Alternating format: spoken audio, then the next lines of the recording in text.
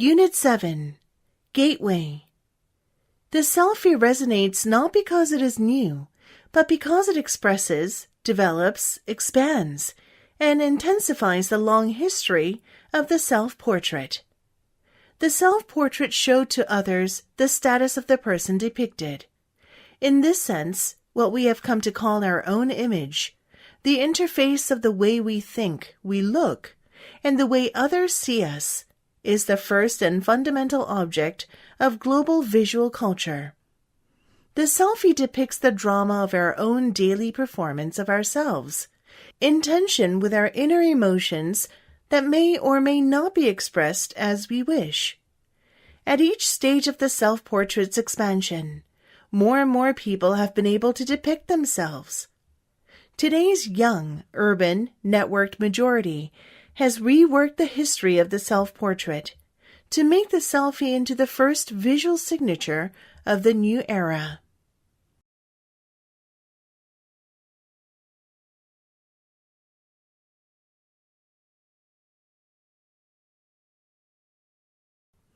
Exercises. Number 1. Is there any more virtuous practice than eating an apple a day? Maybe not, unless it's eating a banana instead.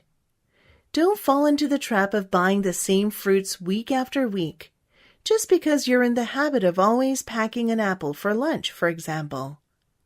A large red delicious might cost as much as $1, depending on the season, when an orange might cost half as much, and a banana only a fourth.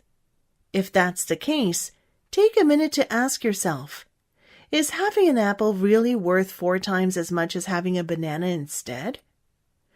Put another way, if your family of 4 substituted a less expensive banana for apples, you'd save $1,100 in a year without making any other changes to your budget and without shopping around.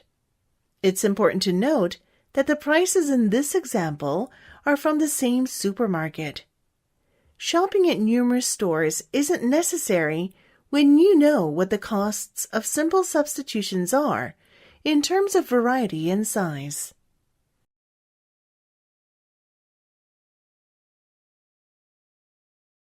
Number 2.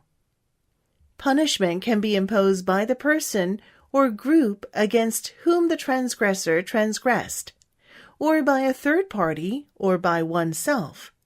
Guilt acts as a form of self-punishment. Generally, punishment carries a cost to the punisher, like the energy needed to perform the punishment, as well as some risk of revenge. Punishments that are extra dangerous or risky are considered costlier.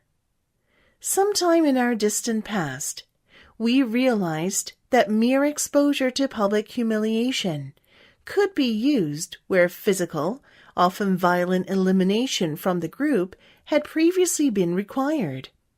The emergence of shaming as a social option would have reduced the cost of punishment, because mere exposure that served to damage an individual's reputation in front of the group could have negative consequences. For instance, members of the group might choose not to cooperate with the shamed individual in the future.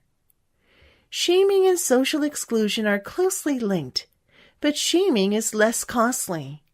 And unlike transparency, which exposes everyone, shaming exposes only a section of the population.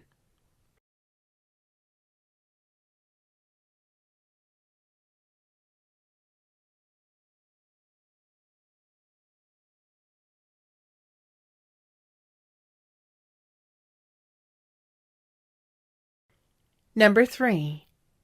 One of the greatest barriers to human understanding and communication is that we cannot see inside another person's mind. This limitation gives rise to unintended misunderstandings and allows people to employ all sorts of deceptive strategies, both consciously and unconsciously. Some of the ways digital technology is helping us overcome this barrier include various means of truth or lie detection, multimodal communications, and digital readouts of our own and others' brainwaves. Already, researchers at Carnegie Mellon University, CMU, using digital computer analyses of brain patterns captured by functional magnetic resonance imaging, fMRI scans, are able to tell what a person is thinking about. It is likely, according to these researchers, that our children will, in their lifetimes, be able to read people's thoughts and even have access to direct brain-to-brain communication. While these developments will clearly raise ethical issues and privacy questions that will have to be addressed, there can be little doubt that as people gain access to and learn to take into account others' unspoken motives, thoughts, needs, and judgments in their own thinking, their wisdom will increase.